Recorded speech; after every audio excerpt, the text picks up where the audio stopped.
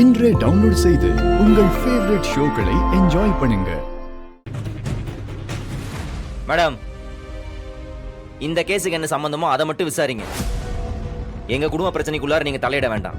ஐயோ மாறன், இதுல ஒரு லாஜிக் இருக்குப்பா. அதனாலதான் இந்த விஷயத்தை நான் பேசுறேன். உங்க அண்ணி அவங்க அண்ணனை யார் கொண்டாங்களோ அவங்கள கொல்றதுக்கு எந்த எல்லைக்கும் போவாங்கன்னு இந்த குமார் ப்ரூவ் பண்ணிட்டான். அதுக்கான ஸ்ட்ராங்கான எவிடன்ஸ் தான் இவன். நீ கொலை பண்ணலன்னு தெரிஞ்சிருச்சு. அடுத்து அந்த கோவம் அப்படியே உங்க அண்ணன் ராகவன் மேல டிரான்ஸ்பர் ஆயிருக்கு. இவனும் கொலை பண்ணலன்னு தெரிஞ்சு போச்சு. இப்போ உண்மையா கொலை பண்ணது விஜிதான்னு கோர்ட்ல தீர்ப்பு வந்துருச்சுல. அப்போ கண்மணியோட கோபம் யாரு மேல திரும்பும்?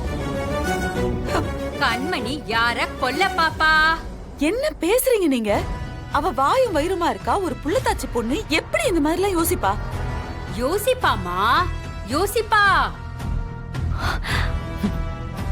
மேடம், நீங்க சொன்ன எல்லாமே உண்மைதான். கண்மணி, இந்த கண்மணி அவங்க அண்ணனை கொன்னவங்கள சும்மா விட மாட்டா.